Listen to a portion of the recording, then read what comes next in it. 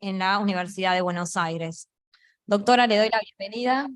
Tenemos aquí un tema que sin duda nos interpela, todos temas que se debaten mucho, así que la escuchamos. Bueno, Sofía, muchísimas gracias. Gracias por la invitación, porque me parece que este es un evento muy interesante y muy diverso en su temática. Así que bueno, yo me voy a ceñir al tema que nos dieron, aunque charlábamos con el doctor García Lema, que después de la charla de recién, es como que hay que, ¿no?, barajar y dar de vuelta. Pero bueno, nuestra mesa es Reforma, Derechos Humanos y Democracia, ¿no es cierto?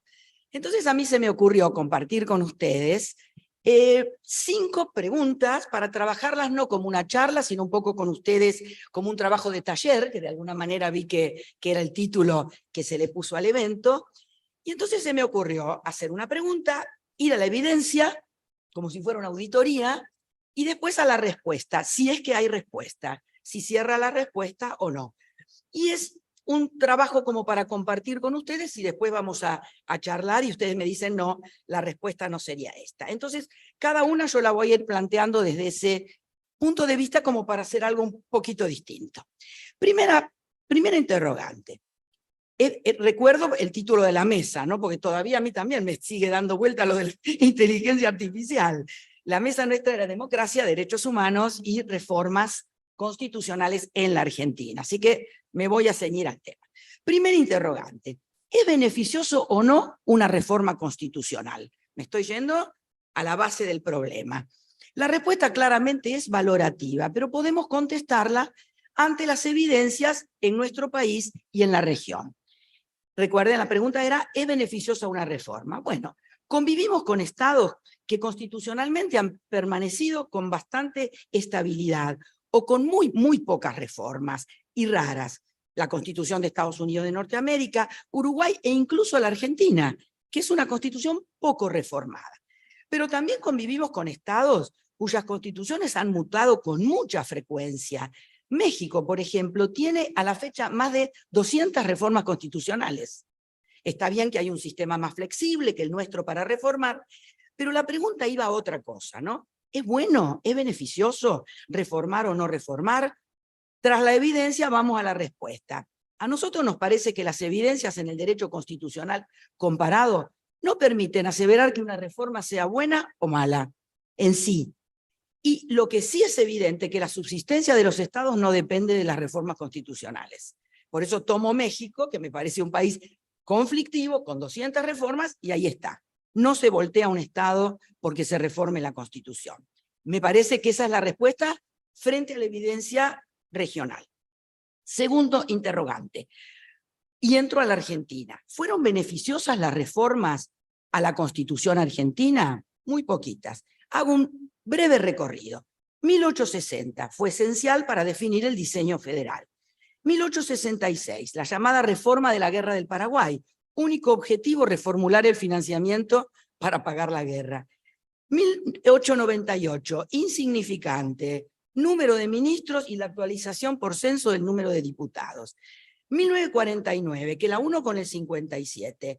Reforma casi de una nueva constitución, con luces y sombras. Finalmente suprimida en el 56. ¿Pero qué dejó? La necesidad de remozar el texto constitucional ante la ausencia de notas del nuevo constitucionalismo social. Y 1957, la reforma por decreto. Comentarios sobre la constitucionalidad de ambas reformas, motivo de otra charla. Pero solo introdujo un artículo, el artículo 14 bis, y un párrafo, me parece intrascendente, sobre las funciones del Congreso. Mal que mal, incorporó en un texto, a mi criterio desordenado, un paquete de garantías laborales y algunos derechos sociales. Yo creo que tanto la Constitución del 49 como la reforma del 57, digo, más allá del tema de las inconstitucionalidades de factura que se podrían mencionar en una y otra, ponen al sistema constitucional argentino, lo posicionan en el constitucionalismo social. Omito, por supuesto, 72 y 76, porque reformas fuera del ámbito de la Constitución, para mí no son reformas. Y llegamos al 94, la reforma del Pacto de Olivos. Vuelvo a la pregunta, ¿fueron beneficiosas las reformas a la Constitución argentina? 6 reformas, porque tomo 2 juntas, solo 3 fueron esenciales. Y me voy a la tercera pregunta. ¿Cuáles de esas reformas implicaron verdaderamente un cambio de paradigma?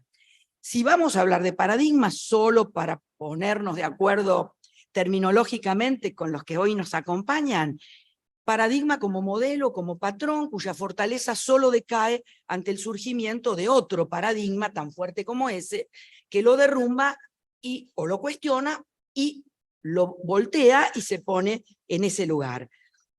Vamos a ver entonces el resultado de las evidencias. ¿Cuáles reformas implicaron un cambio de paradigma? 1860, reforzamiento del federalismo, la incorporación de Buenos Aires, que con su potencia termina favoreciendo a todas las provincias. ¿Por qué? Porque fortalece el federalismo. Especialmente el Congreso, que queda limitado y no puede revisar más las constituciones provinciales. A su vez, el Congreso asume un verdadero rol protagónico de una democracia representativa. Estoy en la reforma de 1860. Y adquiere el Congreso un perfil de la institución que tiene todas las herramientas a partir de ahí para conducir al desarrollo de la República. 1957, un nuevo constitucionalismo pone el foco en los derechos sociales e introduce a la República en el diseño acorde a el constitucionalismo social de mediados del siglo XX. 1994, estas son las evidencias, lo que pasó, no estoy juzgando. 1994, damos vuelta al orden jerárquico de la Constitución. Concretamente lo damos vuelta y definimos un nuevo bloque de constitucionalidad federal, no solo porque algunos documentos internacionales le disputen el primer lugar a la Constitución, sino por algo que a mí me parece mucho más fuerte, que es la subordinación de todo el derecho doméstico al derecho internacional. Es decir, eliminando el tema eliminando en el comentario el tema de los tratados que tienen igual jerarquía que la Constitución, que son muy poquitos, todo el derecho internacional entra como tsunami y se pone por encima del derecho interno. Vamos del dualismo al monismo, internacionalizamos el derecho constitucional. Y por si esto fuera poco, se ponen en crisis dos conceptos constitucionales que son esenciales.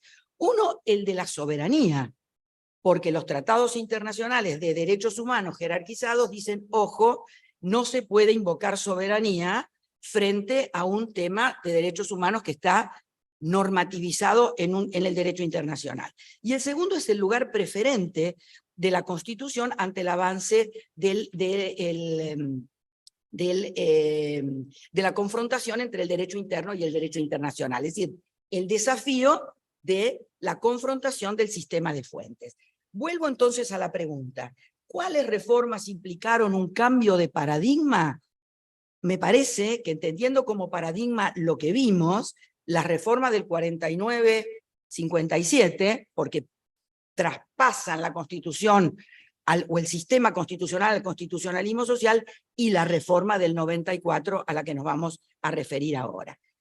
Cuarta pregunta, ¿qué consecuencias de la reforma del 94 merecen significarse como nuevo paradigma? Voy a las evidencias.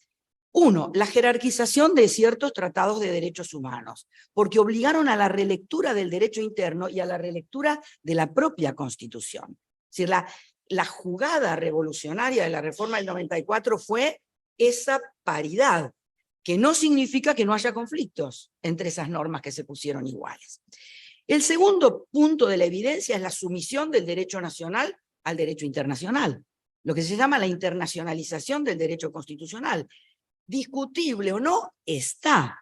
El artículo constitucional claramente dice, los tratados tienen jerarquía superior a las leyes. Abajo queda el Código Civil, el Código Penal, las leyes laborales y todo lo que podamos pensar que es nuestro derecho nacional doméstico. Tercer punto, la aceptación de la competencia de la Corte Interamericana, porque si bien la Corte Argentina sigue siendo la última palabra a nivel constitucional, la aceptación de la competencia de la Corte Interamericana le otorga la última palabra a nivel convencional. Y entonces tengo todo el sistema judicial argentino y normativo sometido a lo que determine la Corte Interamericana, eventualmente en una sentencia de condena a la Argentina, pero mucho más serio y más impactante, toda la doctrina que crea la Corte Interamericana y que tiene impacto en el derecho interno. Y el último, la apertura del concepto de discriminación, que me parece un nuevo paradigma que también introduce la reforma del 94, porque en realidad no define mucho. El doctor García Lema recordaba, ¿no?, las acciones positivas como concretamente una incorporación a la Constitución del tema de discriminación, pero lo cierto es que cuando me jerarquiza tratados específicamente de discriminación, como discriminación racial, discriminación contra la mujer o genocidio, yo me encuentro con todo un panorama que también me obliga a una relectura de la igualdad, la desigualdad, la discriminación y la desigualdad estructural. Es decir, aparecen otras visualizaciones. Entonces, la pregunta era, ¿qué consecuencias merecen significarse como nuevo paradigma? En nuestra opinión, el impacto es una sola, que engloba todas esas. El impacto del derecho internacional de los derechos humanos es verdaderamente el nuevo paradigma que nos quiebra la cabeza a todos los que somos operadores de un lado u otro del derecho. Y quinta, la última, para no cansarlos. ¿Qué consecuencias de la reforma del 94 aún no han demostrado su eficacia? Y quiero usar el aún. No me quiero resignar al no han demostrado su eficacia. Aún. Evidencias. La jefatura de gabinete fue pensada como un fusible entre el Ejecutivo y el Legislativo.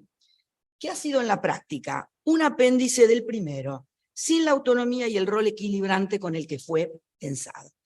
Segundo, el defensor del pueblo, que tuvo una importante actuación originariamente, el primero, el segundo, y de pronto el defensor del pueblo renuncia para ir a una elección en su provincia y hace 24 años que no tenemos defensor del pueblo. En su momento fue una figura que la verdad que por algo tiene un artículo constitucional, es una institución de la Constitución, pero el Congreso lo ignora, los ejecutivos también lo ignoran, y en definitiva es el representante de los intereses de la ciudadanía frente a la administración pública, y ese funcionario no está, y no parece que a nadie le interese que esté.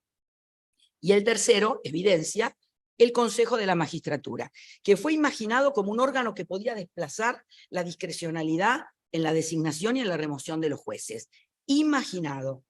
Alberto Espota protestaba contra esto todos los días y decía, esto no va a andar, esto es una institución del parlamentarismo implantada en un presidencialismo. Bueno, fue imaginado como un órgano que desplazaba esa discrecionalidad, pero la evidencia nos muestra un organismo estático y confrontativo sin los resultados esperables.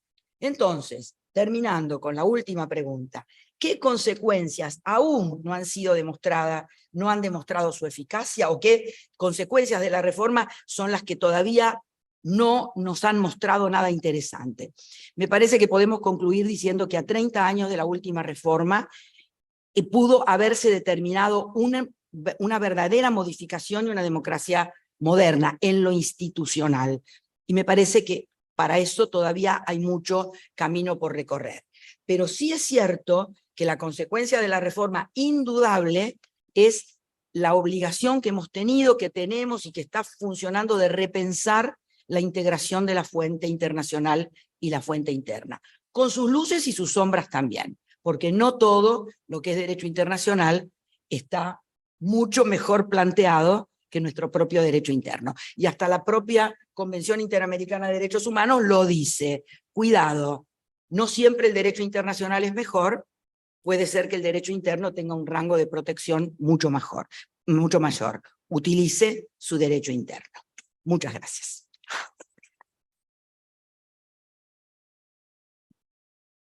¿Se entendió? Muchas gracias, Adelina, sí entendimos todísimo. Y además, le voy a agradecer puntualmente por dos cosas. Primero, porque después de la inteligencia artificial nos demostraste que el derecho también tiene mucho para decir e innovar. Segundo, porque lo hiciste de una manera, un pasaje rápido, pero profundo, de todas nuestras reformas y de todo lo que nos queda pendiente por hacer. Y comentábamos antes de iniciar el panel, y ahora voy a introducir al doctor, pero antes de hacerlo, comentábamos que este es un año que está asignado, ¿no?, por los aniversarios. Tenemos los 40 años de la democracia, tenemos 170 años de nuestra primera constitución, tenemos 45 años desde la entrada en vigencia de la Convención Americana de Derechos Humanos, y tenemos a la vuelta de la esquina el año que viene los 30 años de la última reforma constitucional. Así que en ese contexto me toca presentar a una de las personas que fue protagonista de esa última reforma, y a quien le doy nuevamente las gracias por aceptar integrar este panel y la bienvenida, doctor Alberto García Lema. Voy a hacer una breve lectura de su currículum que hemos tenido que acortar demasiado tal vez, pero creo que alcanza para que ustedes puedan recordar que estamos evidentemente ante uno de los grandes protagonistas de esta última reforma.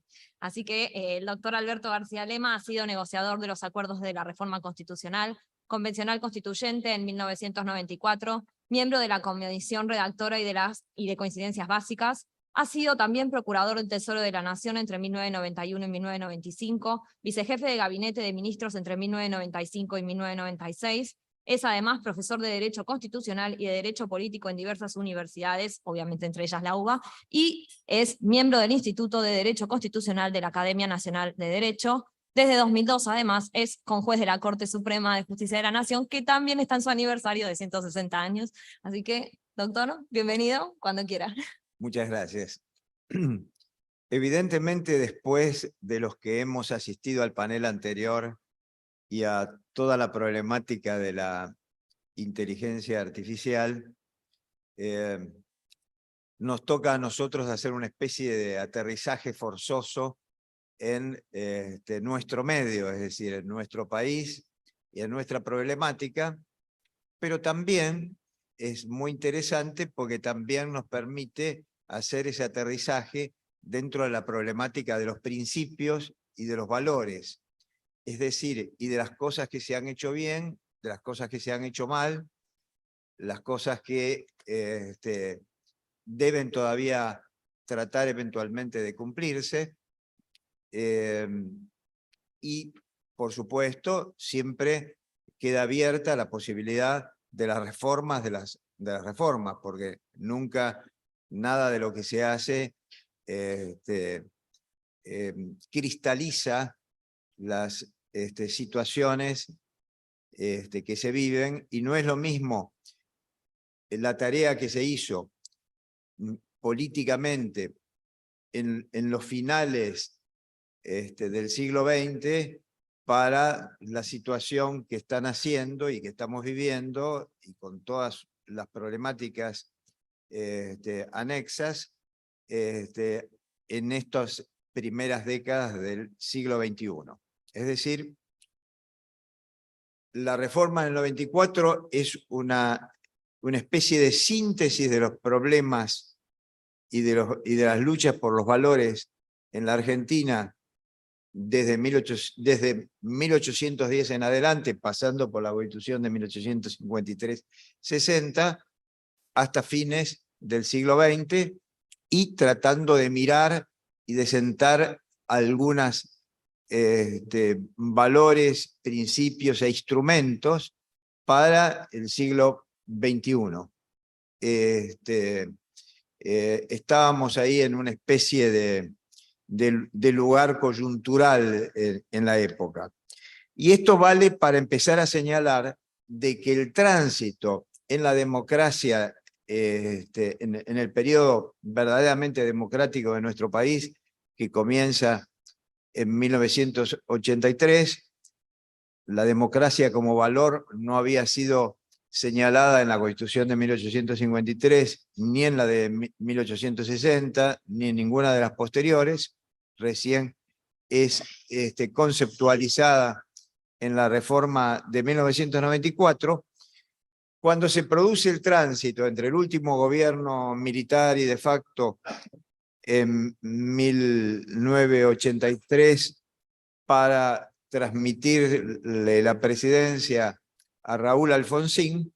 No hubo un acuerdo como el que se sentó en los pactos de la Moncloa en España, más allá de que la Constitución española ha sido una constitución modelo que de alguna manera se tuvo en cuenta para la reforma del 94, pero la existencia de ese pacto fundacional entre el periodo digamos,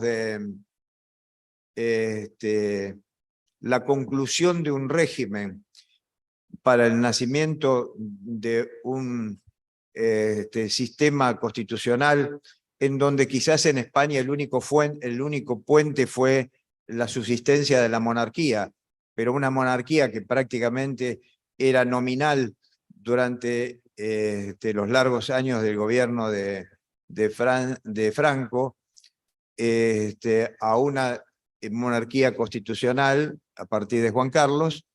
Es una situación muy distinta a la que nos ha tocado vivir a nosotros. Y por lo tanto también hay que tener en cuenta de que hubo una realidad que inspiró a todo el constitucionalismo del 94 y el proceso precedente, que es todavía la existencia de un partido militar importante que actuaba como un protagonista, si queremos, residual, pero que era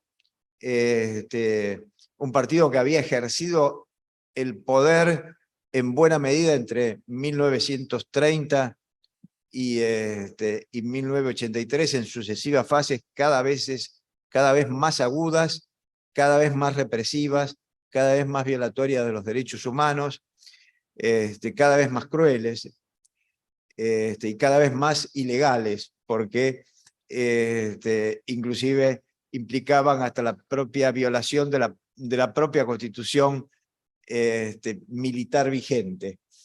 Entonces, ese contexto hay que tenerlo especialmente en cuenta, y también hay que tener en cuenta de que fue preparada la reforma del 94 desde 1986, es decir, donde se conocen los dictámenes del Consejo para la Consolidación de la Democracia, creado por Alfonsín precisamente para generar un nuevo orden constitucional, hasta los últimos acuerdos preconstituyentes que se hicieron en 1993. Quiere decir que entre 1985, creación del Consejo de la Consolidación de la Democracia, primeros dictámenes 1986, hasta fines de 1993, se cubrió un periodo en donde hubo mucho diálogo, debate, etcétera, en el seno de las fuerzas políticas, que pasó en buena medida desapercibido por la realidad de los hechos económicos y de las luchas políticas y de las luchas partidarias, pero que en definitiva ese proceso emergió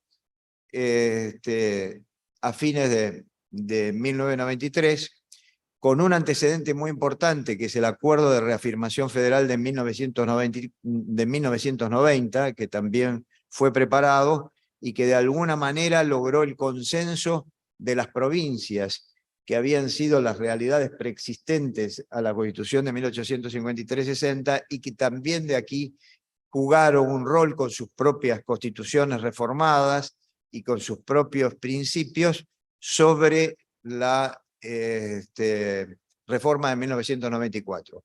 Eso se nota mucho en la parte que no ingresó al núcleo de coincidencias básicas. Es decir, en el núcleo de coincidencias básicas está fundamentalmente estructurados los acuerdos entre los partidos, entre el justicialismo y el radicalismo como las dos grandes fuerzas políticas que hicieron viable la reforma, aunque luego se amplió a otros partidos, especialmente en el seno de la Convención Constituyente, y allí en el seno de la Convención Constituyente se amplió a muchos temas que estaban fuera de del núcleo de coincidencias básicas, entre ellos todos los temas del federalismo y los temas del internacionalismo, al que ha hecho una referencia muy profunda la doctora Loiaro. Cuando me tocó exponer, en definitiva, los fines de la reforma, lo hice al exponer el núcleo de coincidencias básicas ante el plenario de la Convención Constituyente.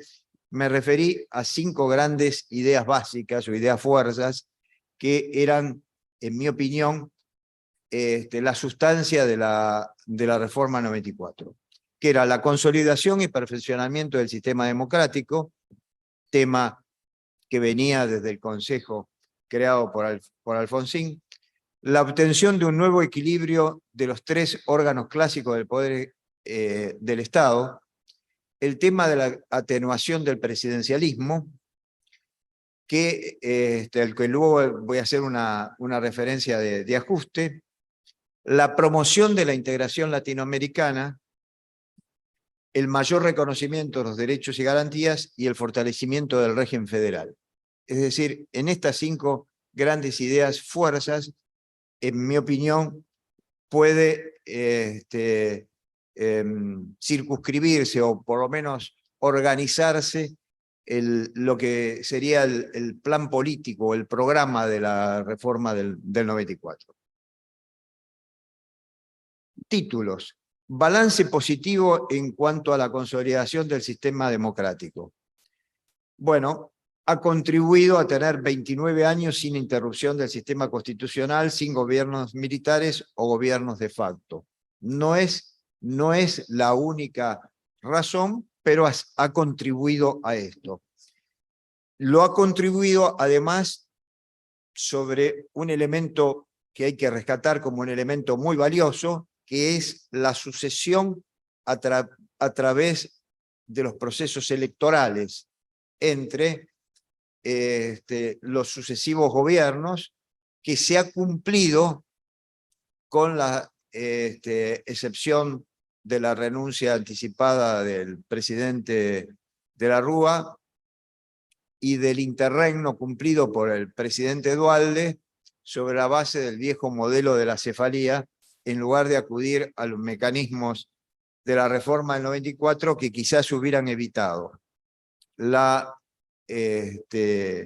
renuncia anticipada de la Rúa y este interregno de la presidencia de Duhalde y el proceso posterior que ya se abre dentro del siglo XXI.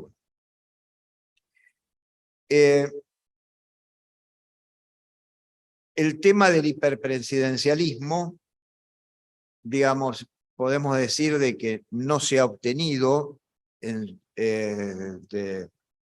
su mayor medida, pero también debemos decir de que acabamos o estamos terminando un ciclo de 4 años de un gobierno constitucional que no se ha caracterizado fundamentalmente por su hiperpresidencialismo. Es decir, estamos, el hiperpresidencialismo que tuvimos en cuenta en el 94 ya no es la problemática del hiperpresidencialismo de nuestros días. ¿Y por qué no lo es? No solamente porque hemos tenido un presidencialismo débil durante estos últimos 4 años, sino porque la visión de lo que viene es probablemente una problemática de gobiernos de coalición que tienen problemas internos dentro de sus respectivas coaliciones y que tienen problemas de diálogo de gobiernos y oposición entre coaliciones que van a tener representación parlamentaria e inclusive algunos sujetos políticos que están fuera de este juego parlamentario clásico y que, digamos, van a hacer de que muy probablemente el futuro Congreso, con sus distintas composiciones de las cámaras, tenga un valor y un valor y una importancia política muy especial, como lo demuestra inclusive uno de los títulos de este evento que estamos recorriendo, que es la problemática del sistema parlamentario. El otro tema es el escaso avance de la integración latinoamericana. Es decir, nosotros hemos previsto una integración latinoamericana, digamos, que permitiera construir la región como un protagonista global en un proceso de globalización. Es decir, el proyecto era una integración latinoamericana con la posible creación de órganos comunitarios. Está previsto en nuestra Constitución, es la única Constitución del Mercosur que prevé específicamente como las características que tiene en la Unión Europea un órgano supranacional del Mercosur. No se ha avanzado mucho más del Mercosur y tenemos muchos problemas para la propia subsistencia del Mercosur.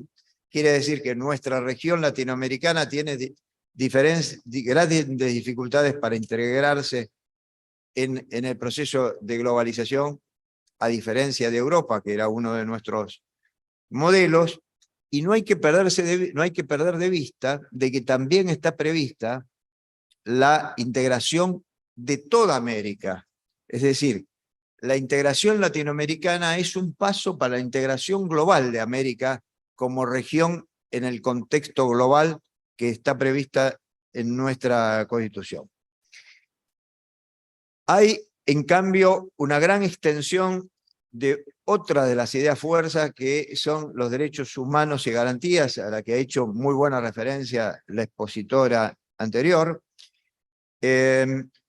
Aquí hay algún matiz para conversar, pero a lo mejor lo hacemos en el marco de las preguntas o los intercambios. Y las mejoras en el régimen federal que están planteadas fundamentalmente por el carácter de las regiones económicas y sociales, que tienden a superar las estructuras de las provincias para darle un mayor equilibrio a todo nuestro sistema territorial, generando núcleos regionales, tampoco ha tenido la importancia que nosotros habíamos concebido, pero también es cierto que, digamos, la existencia de tener recursos naturales las provincias y de alguna manera las regiones,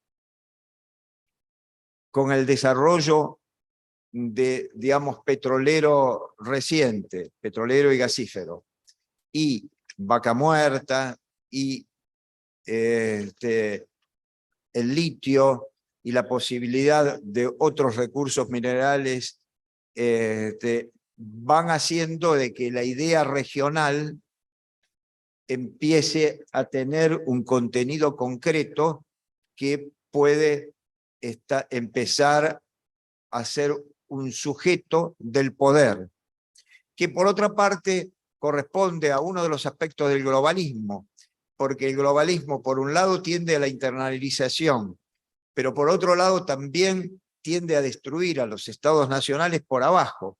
Es decir, nosotros hemos previsto el municipalismo, es decir, la autonomía municipal con determinadas características también para colaborar en los procesos de integración a nivel provincial y regional, y a través de estos instrumentos poder tener acceso, como lo tienen las provincias, al mundo globalizado y a la posibilidad de tener inclusive acuerdos internacionales. Hay muchas ciudades que tienen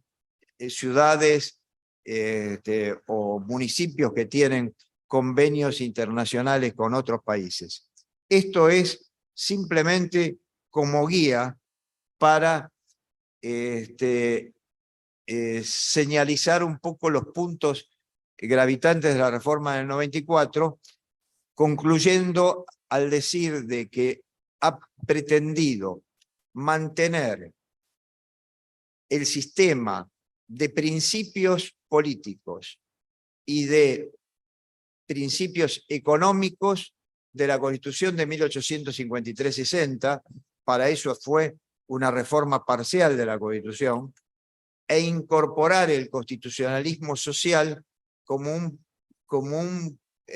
programa de un ideario, digamos, avanzado dentro de lo que fue la segunda parte del siglo XX y como superación de la Segunda Guerra Mundial, para que el sistema liberal clásico convergiera en el constitucionalismo social y juntos permitiéramos generar un proceso de desarrollo económico y social para el siglo XXI.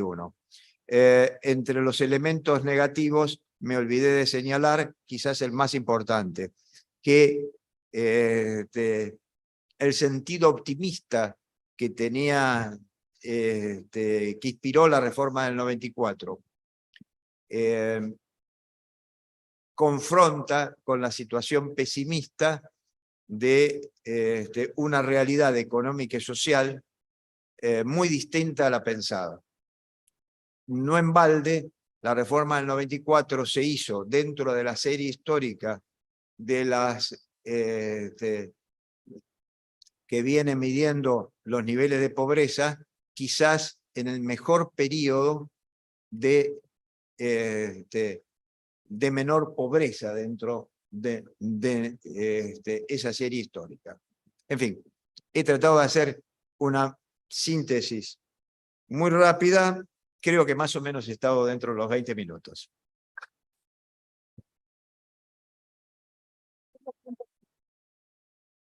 Gracias, Gracias. doctor. Gracias por esta visión desde adentro, ¿no? Y ahora, bueno, vamos a hacer conteste con el título de nuestro panel. La democracia exige diálogo, la reflexión exige diálogo, así que vamos a abrir un espacio de diálogo entre los doctores que nos acompañan hoy y entre los miembros del público que se atrevan, que se animen. Yo los impulso, los animo a hablar, tienen que levantar la mano y alguien se va a acercar con, ahí están dos chicos que tienen micrófono para que podamos escucharlo. Pero le voy a pedir ahí a la persona que va a preguntar que les dé el privilegio a los oradores de si se quieren preguntar algo y luego... No. sé.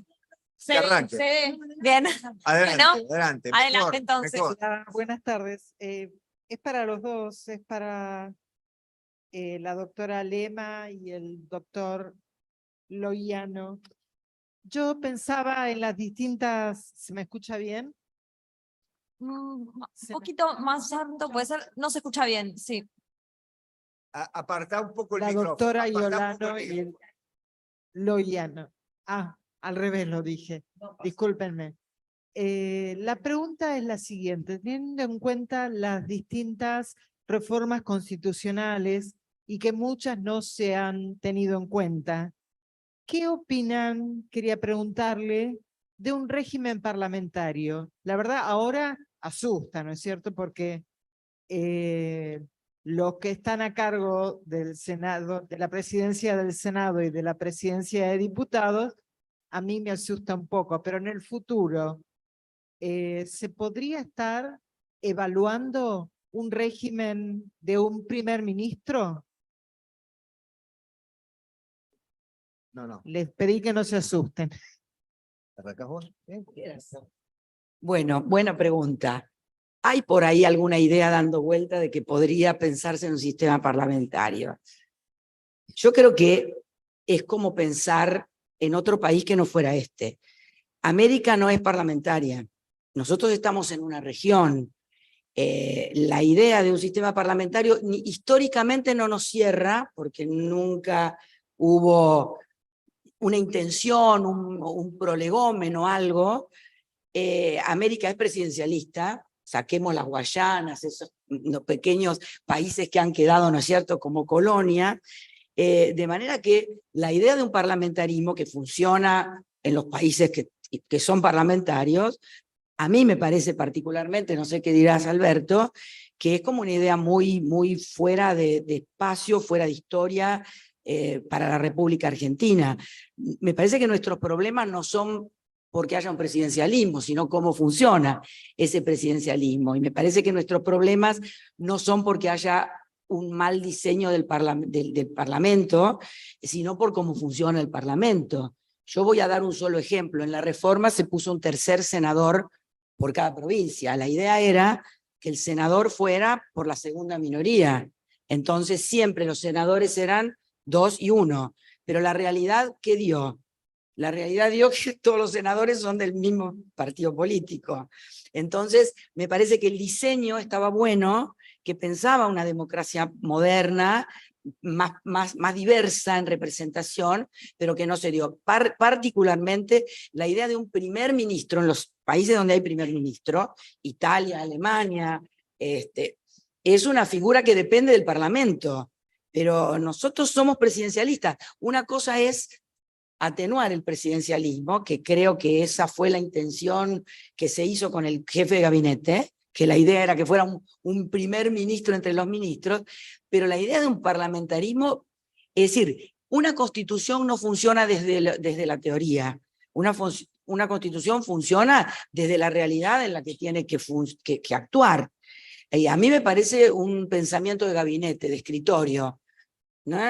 Va fuera con la Constitución, hagamos una Constitución parlamentaria. No se me ocurre cómo cuajaría eso, voy a decir en la idiosincrasia argentina y en los antecedentes de nuestra historia. No nacimos ayer, no nacimos de un repollo. Es decir, hay una historia atrás, es un país presidencialista. Que tengamos que corregir la figura es otra cosa, pero pensar en un parlamentarismo me da mucho miedo porque me parece 4 personas en un escritorio firmando algo y vamos con eso. Esa es mi opinión. Yo creo que, compartiendo lo que acaba de decir Elina, yo creo que la pregunta lleva a algo que quedó en el tintero, pero que lo voy a abordar ahora para generar un poquito más de debate, que es la figura del jefe de gabinete. ¿Por qué me parece que la figura del jefe de gabinete hay que darle una relectura que nosotros, por lo menos yo, junto con Antonio Martino, un profesor también miembro del Instituto de Derecho Constitucional de la Academia y que tiene una buena formación filosófica en Italia y que cree mucho en la gobernanza y digamos, hicimos un buen diálogo para escribir juntos un artículo sobre la flexibilización del presidencialismo. Una cosa es ver al jefe de gabinete exclusivamente como una figura que le resta poder al presidente, y otra cosa es ver al jefe de gabinete como un instrumento institucional, un instrumento de la democracia, un instrumento del presidente y un instrumento del Parlamento. Quiero aclarar de que hay modelos de primer ministro con censura constructiva, digamos, otros procesos, pero yo me voy a limitar a lo que hemos hecho, digamos, dentro de los modelos de derecho comparado que existe sobre el primer ministro, y el jefe de gabinete no es un primer ministro, pero el jefe de gabinete, por ejemplo, puede cumplir ahora mismo, dentro de 45 días, o dentro de las PASO y la primera vuelta, ya una primera función, que es qué sucede en el seno de una coalición de gobierno cuando hay que conciliar un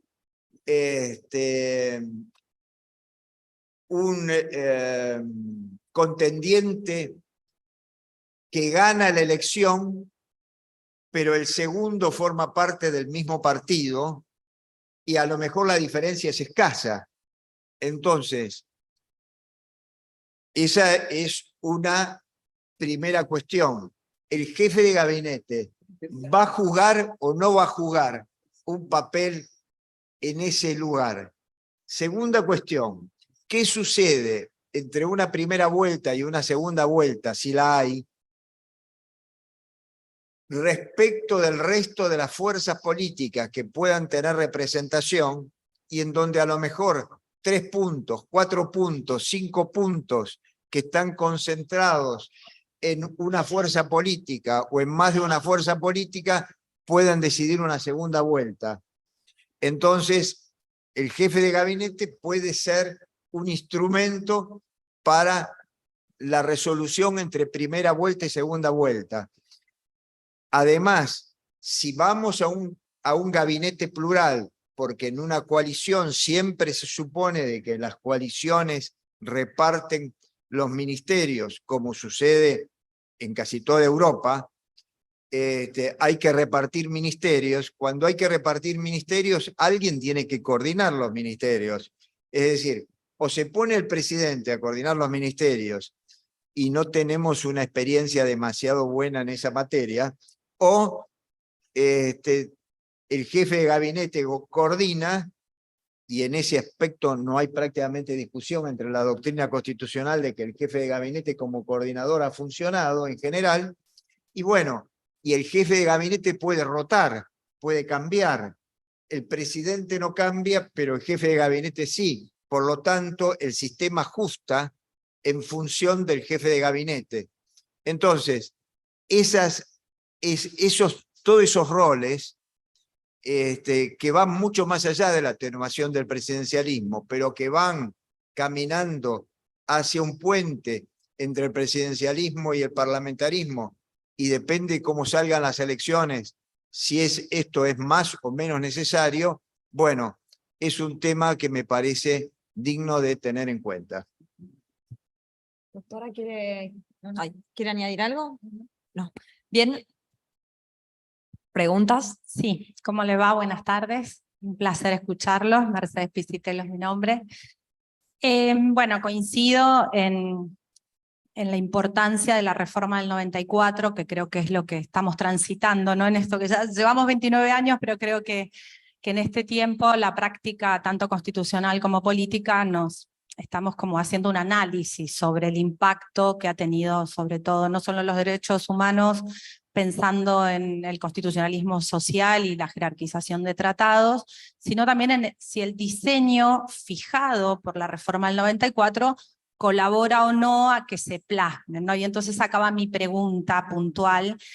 Yo tengo una mirada negativa hacia la utilización de los decretos de necesidad y urgencia, que creo que lejos de atenuar un presidencialismo, que era lo que, doctor, usted decía que era uno de los objetivos de la reforma del 94, creo que ha venido a generar una mayor concentración de facultades, no solo por los DNU, sino también por la delegación legislativa, más promulgación parcial de leyes. Hemos puesto ahí un equilibrio distinto, digamos, al que teníamos originalmente, más allá de la práctica, pero creo que esto ha desalentado el diálogo, ¿no? Porque es otra palabra que también es lo que creo que todos sentimos que estamos necesitando, que nuestros poderes dialoguen para que precisamente se pueda plasmar, ¿no?, la parte de derechos de una manera más eficiente, ¿no? Porque para que el gobierno esté a disposición del pueblo.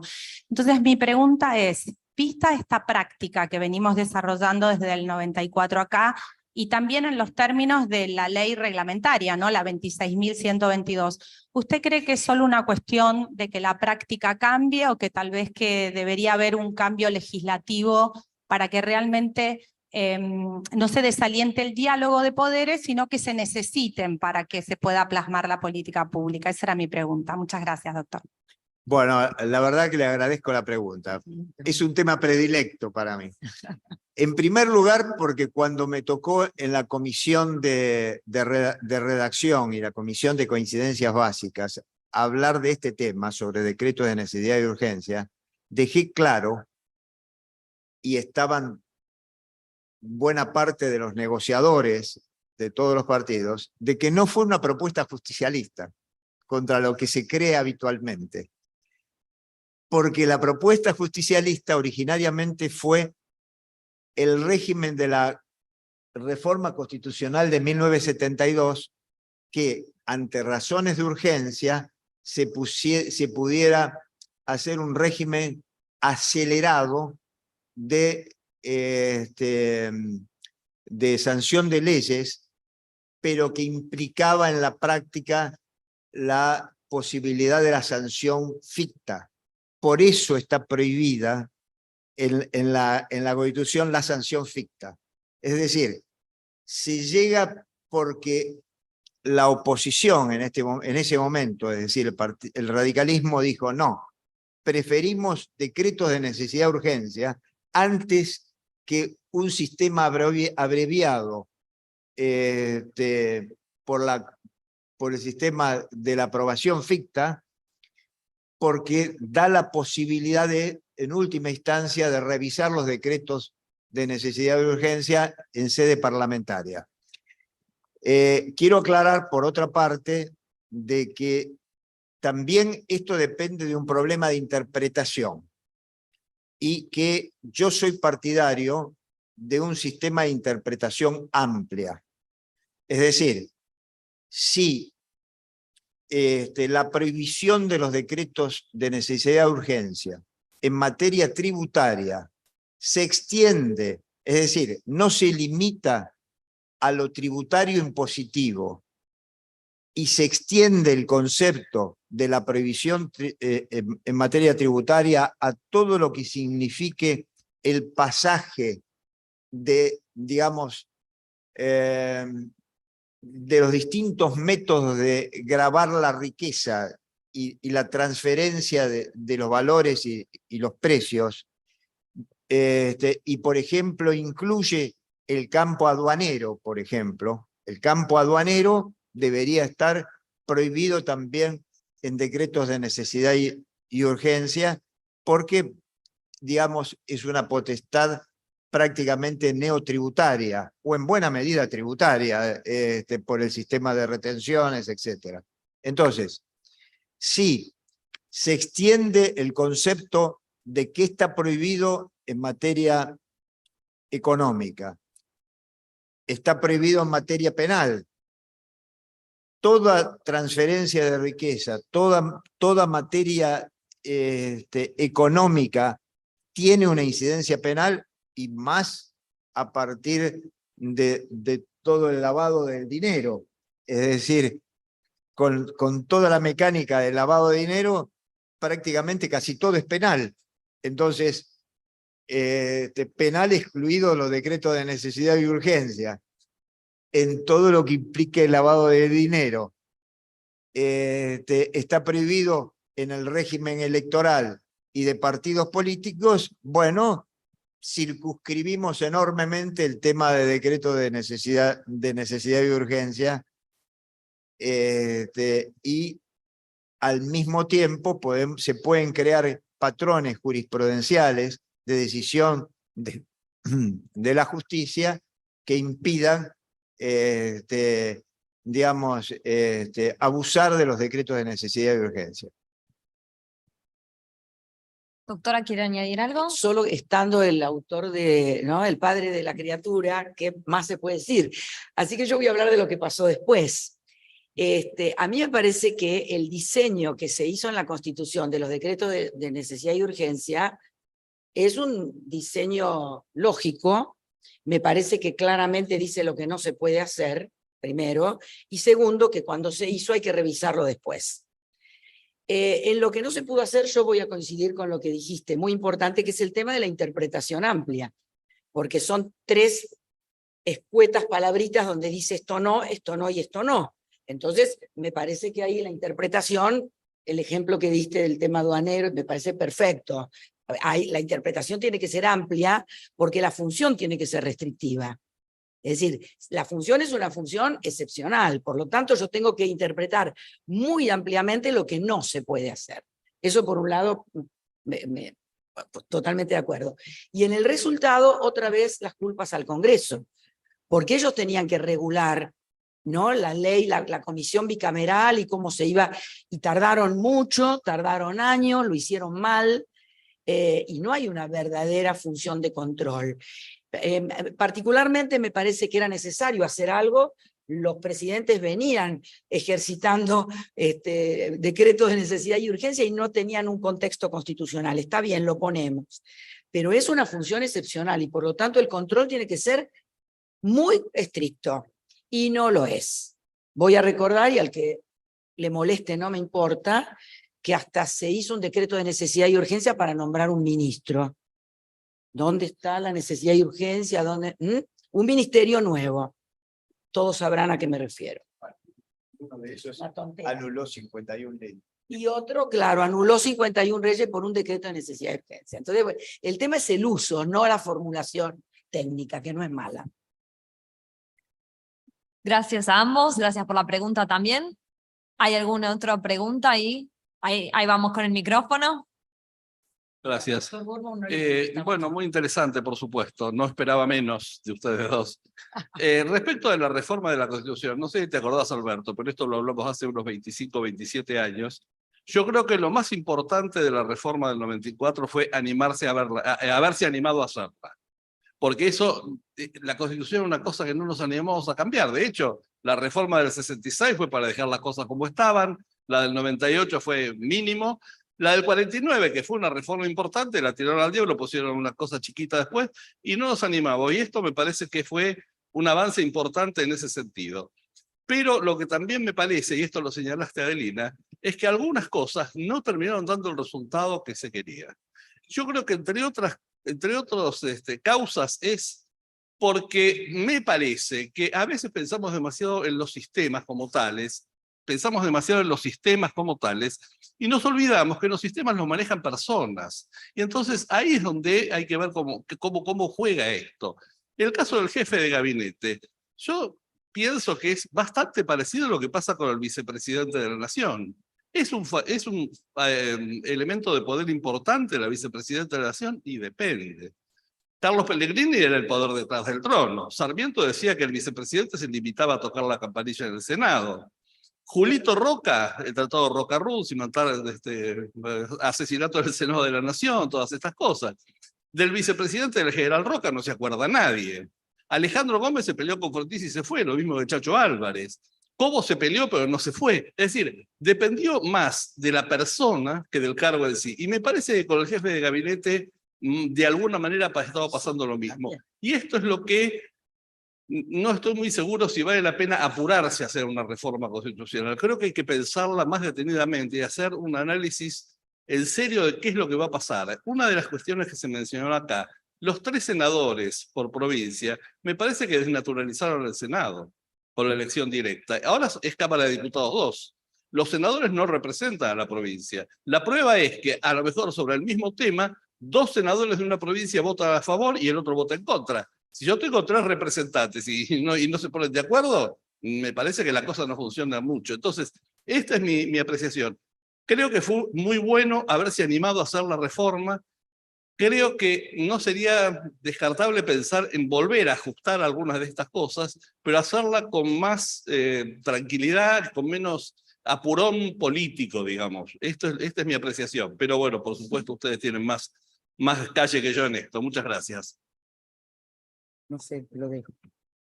Es opinión igualmente, no pregunto. No sé si no hay alguna otra pregunta. Bien. Una otra posición, porque hay opiniones aquí, no te preguntas. Si no estábamos diciendo que lo tuyo era más una opinión, ¿no? Una opinión. Me parece muy bien.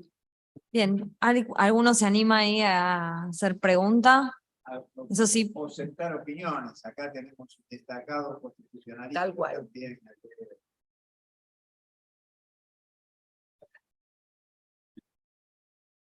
No, la verdad me pareció muy buenas exposiciones. Es cierto que la constitución de la reforma del 94 es la constitución de lo posible en aquel momento, en un momento político particular, y como decía Adelina recién, es una constitución que ha vivido 30 años y en donde es como que llevamos el auto para ajustar las cosas que no salieron como uno pensaba. Tal vez la pregunta es, Alberto, es 30 años después, dejando de lado esos aspectos positivos que vos marcás, ¿te defraudó algún aspecto que hayan regulado esperanzadamente? Sí, varios, pero también es cierto una cosa, que iniciar un diálogo, que creo que habría que iniciarlo, un diálogo sobre reformas a la reforma del 94, que es nuestra constitución vigente, requiere un nivel de diálogo, de, ¿cómo puedo decir?, de respeto entre las distintas fuerzas políticas. Un diálogo de, ¿cómo podemos decir?, de que estamos pensando instituciones y toda institución se piensa no solamente para una coyuntura, sino vive una coyuntura, la dispara una coyuntura, pero se piensa a largo plazo, de modo tal, a lo mejor tenemos que estar pensando en este momento cómo asimilamos la inteligencia artificial dentro del proceso constitucional. A lo mejor tenemos que estar pensando qué ajustes hay que hacer al diseño de la integración latinoamericana o la integración latinoamericana y americana. Es decir, pero muchos de esos temas requieren un tratamiento de respeto entre las partes. Por ejemplo, yo tengo mi propia experiencia adentro de la Convención Constituyente. Muchas cosas votábamos los justicialistas dentro de los radicales u otros partidos divididos entre nosotros. En los congresos normalmente no hay una, ¿cómo podemos decir?, una disciplina partidaria tan estricta. Es decir, nosotros no somos anglosajones para tener una gran disciplina partidaria, y en Estados Unidos menos todavía existe por el sistema de la representación por distritos, por condados, dentro de los estados, etc. Entonces, los congresos no son, digamos, bloques partidarios. Hay gente que cambia de bloque, hay gente que da quórum o no da quórum. Léase lo que acaba de pasar, creo que ayer, ¿no es cierto?, en el Senado.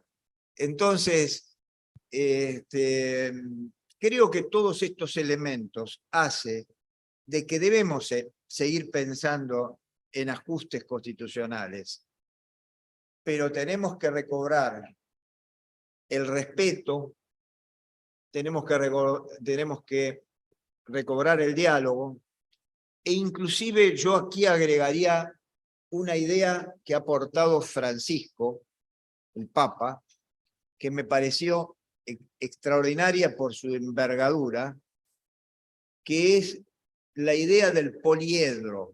Es decir, ha habido en nuestro país, e inclusive se nota mucho en el panel anterior, la idea hegeliana de la dialéctica entre bien y mal.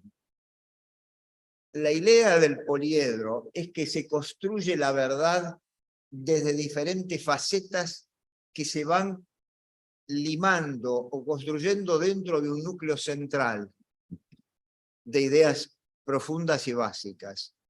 Creo que todo esto lo tenemos que aprender porque está en juego, digamos, no solamente la civilización tal cual la hemos conocido. Estamos integrando en este momento el mundo entre el mundo occidental, digamos, europeo, americano, con el mundo asiático, con tradiciones y experiencias muy distintas, y se están dialogando y de alguna manera amenazando con guerra o integrándose. Pero todos estos elementos hay que ponerlos encima de la mesa, porque es la construcción de la Constitución para los próximos 20 o 30 años. Y ahí me parece que estamos muy retrasados, porque estamos tomados muy por la coyuntura, muy a lo mejor por la inteligencia artificial barata. Gracias, gracias también por la pregunta al doctor Vítolo, que nos acompaña. Yo creo que tenemos tiempo para una pregunta más. No sé si hay alguien que se anime. ¿Algún valiente?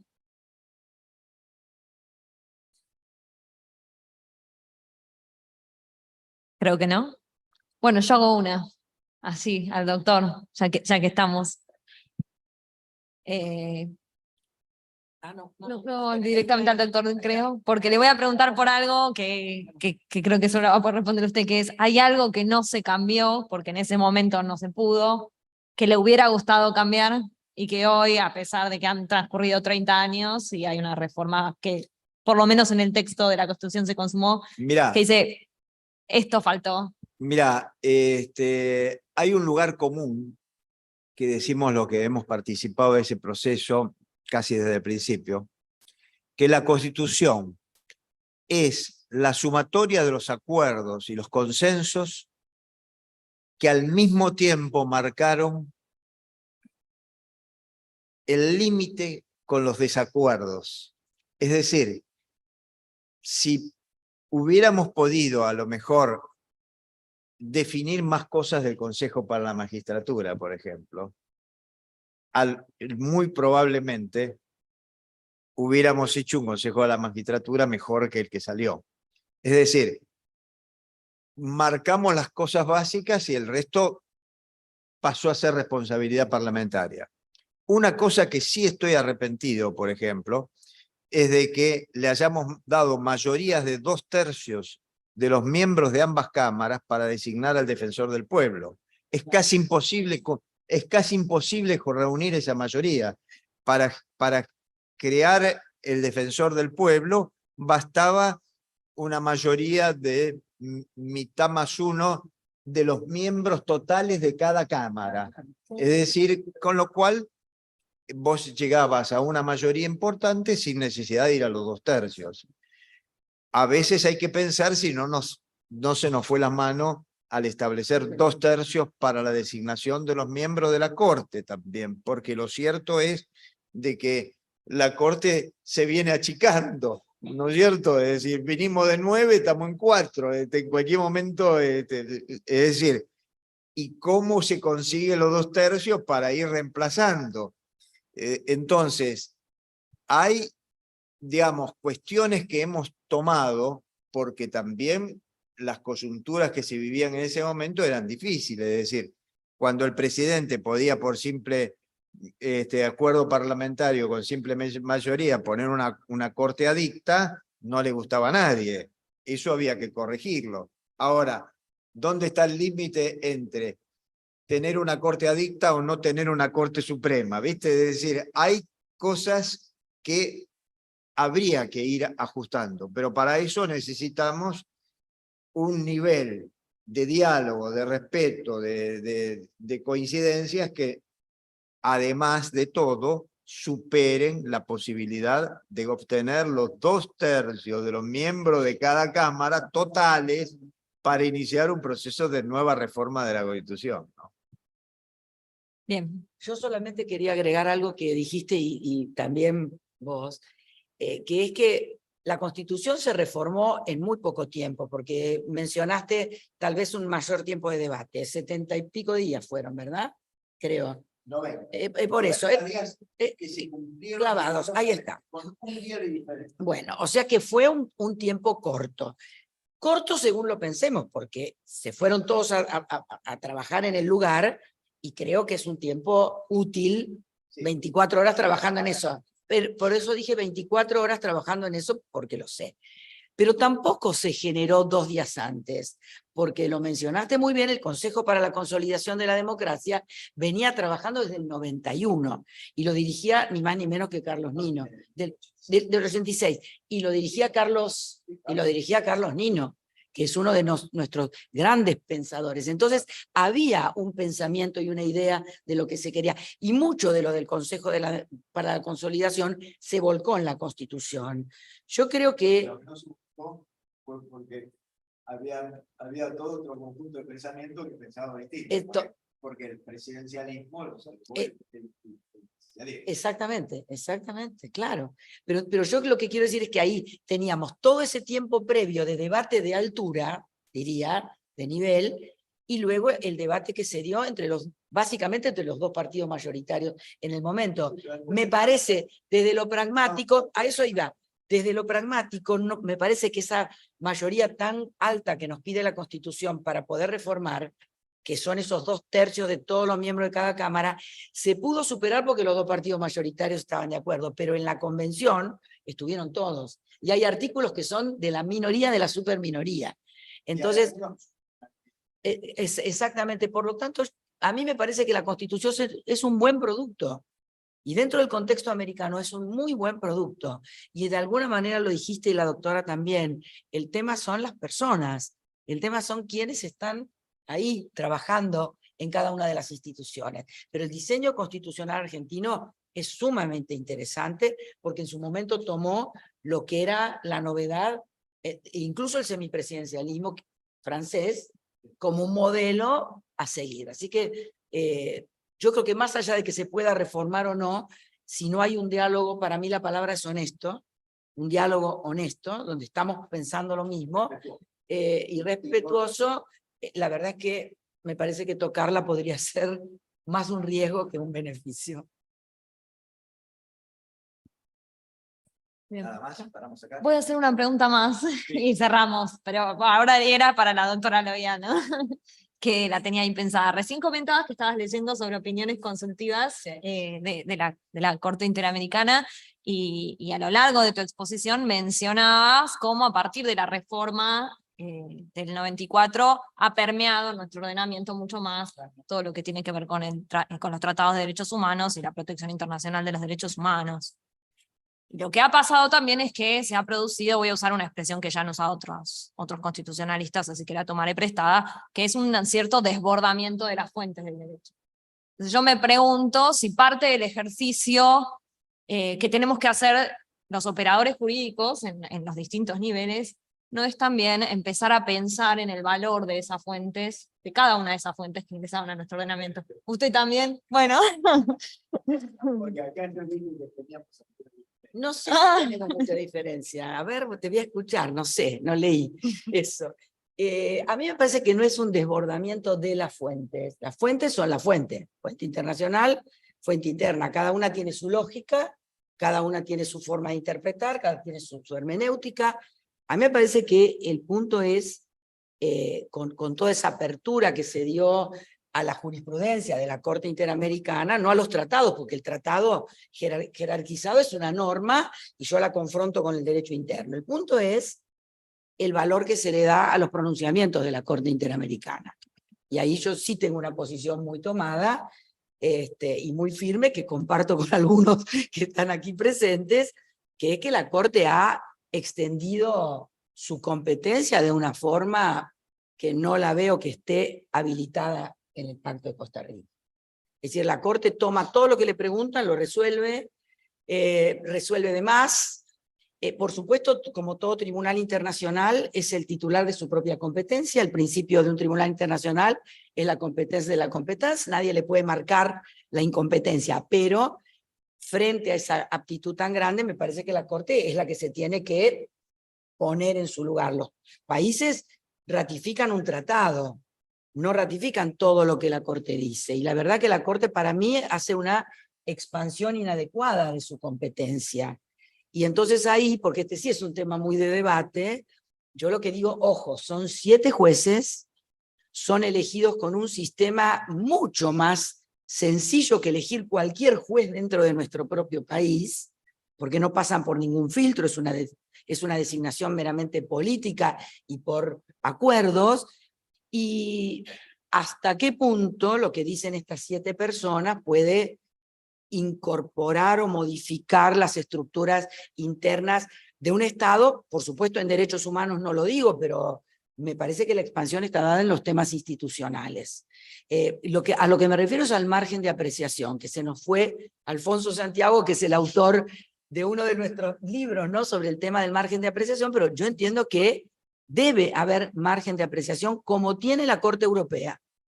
O sea que si en Europa funciona, no entiendo por qué no puede funcionar aquí. No es lo mismo un mapuche en la Argentina que un aborigen en Panamá con otra perspectiva, con otra, no es lo mismo. Y la Corte Interamericana se maneja con patrones que los aplica igual a todos los países.